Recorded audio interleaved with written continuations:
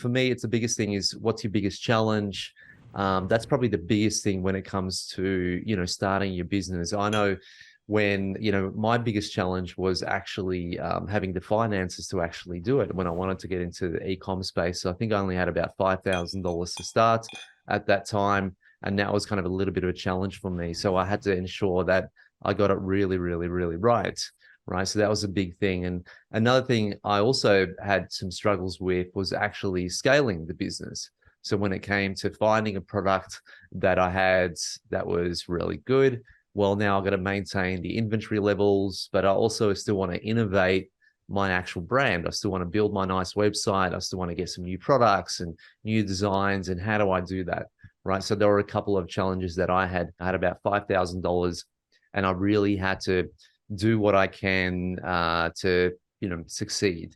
So one of the things that I've noticed a lot of members do is they're trying to make, say, 5,000 a month on 5,000, right? They have a budget of 5,000 or they have a budget of 4,000 or 3,000, and they have this firm belief they're going to make $4,000 or $5,000 off that. So it can happen, but what's going to happen first is this, and this is kind of what I recommend. Initially, when you have a smaller budget, so if you have a budget of 5,000, 4,000, anywhere less than say $10,000 or anything like that, what your goal should be to actually verify the product that you have, prove the concept, prove the idea, as opposed to trying to scale and make all this money with that money that you have. That's going to come secondary. So the initial goal or focus should be, if I validate my idea, then I can always find the funding. And that's been something that's been true to me. When I come up, the biggest thing that takes time for me is to find the actual product itself. That's one thing I do not take any shortcuts on for sure. It takes a bit of time, bit of process. But if you have a really good idea in your mind, a good product, then what you can do is your whole goal should be to validate that product idea, get it into Amazon, your first orders, it sells well, then you can always find the funding. And I think I had this conversation with someone, I can't remember exactly who, I've had a few, but just in terms of whether or not they're looking at getting an investment partner in the actual business initially.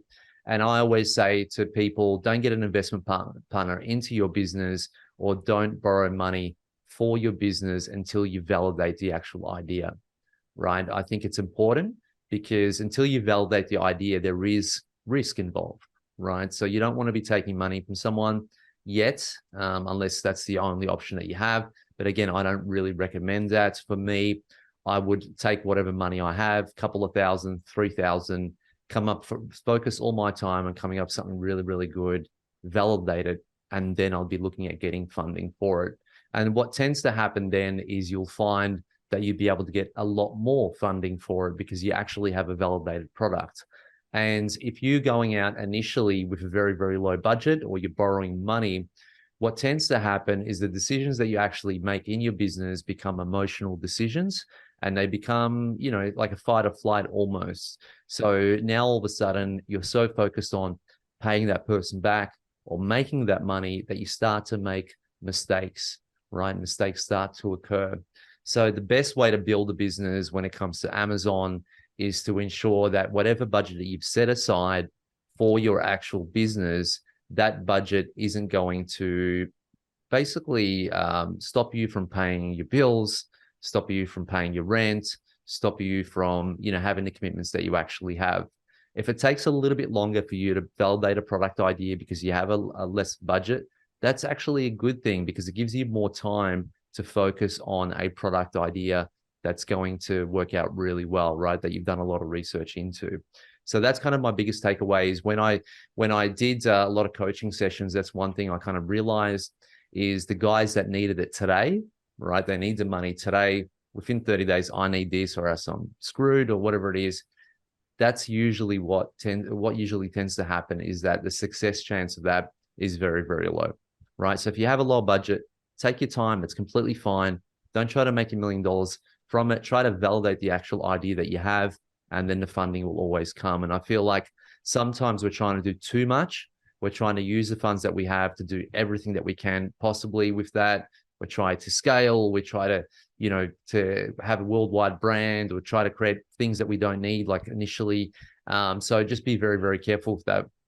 So I usually have kind of a 3-step process when I look at building a business. So for me, it's that idea validation initially. So I could spend up to $10,000, $20,000 or something like that to actually validate an idea. Now, of course, if your budget's less than that, that's fine too, right? You can put a business plan down or something rather, or just take your time a little bit more. And then once I've actually validated that particular idea, then what I actually do is I look at possibly getting investments in there, or get some funding from somewhere up to around about, probably another $30,000 or $40,000 or $50,000 to actually build a business. Now I'm talking about a big business here. And then one of the things that I've also spoken about before is when you validate an idea, one of the ways that you can actually get funding is through sites like Kickstarter. Right now, this is actually a strategy that maybe I should share in a circle call one day and show you guys how to do that. But Kickstarter is a really, really great place.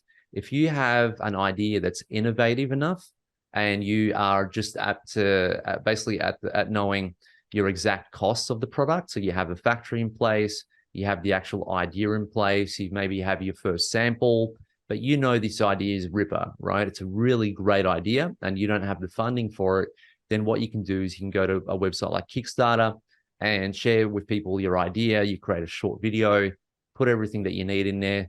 The trick with Kickstarter is really to write in exactly what you need. So when you've worked out your exact costs, so for yourself, it might be like, okay, well, we need to order 3,000 units. This is how much it's going to cost per unit. This is going to be the rough shipping. This is how much money we actually need on that particular platform. And more than 50% of actual projects on a site like Kickstarter actually do get funded. But don't be scared to not do something like that. If you have a really good idea and you need funding and it's innovative, then definitely do that. I will be doing more of this stuff in terms of probably doing a live funding. I have a product idea in mind that I'll probably do a live funding for, not with AOE Group, not like Uda Food or anything like that, but just through Kickstarter. One of the reasons why I like Kickstarter also is because when you're actually getting the funding from Kickstarter, what's actually happening is you're not selling any shares of your company, right? What you're doing is you're actually selling future inventory, right? So people can go in there, you can create tiers, and you could say, if you were to allocate $50 to my business, then I would give you the first product out of the factory line. If you dedicate 100, you get 2 of these products and you can choose your colors, etc. Right? So the thing with Kickstarter is people are essentially helping you fund your business by funding your first lot of inventory. So yeah, just thought I might mention that to you guys. So like I said, if you're struggling a little bit in terms of finances and you have a limited budget, just focus on validating the idea that you have, and then come see me. And there's always a way of us to be able to get funding for that product. Okay, so just go to validation. Don't try to go to 10,000, 20,000 a month, right? It's a different strategy. So there's always going to be a different strategy for everything. But I thought that was very important to share. That was a video from my regular Monday night Q&A session with the members of the Aussie Online Entrepreneurs. We are a community of 2,500 members and growing. We're the fastest growing community of professional e-commerce sellers right here in Australia. With sales, by the way, of over $50 million. $50 million, holy crap. If you'd like to find out more about what we do and how we can help you build your own e-commerce business too, get off to www.aussieonlineentrepreneurs.com.au. The link for that is in the description. And thanks so much for watching. See you on the next video.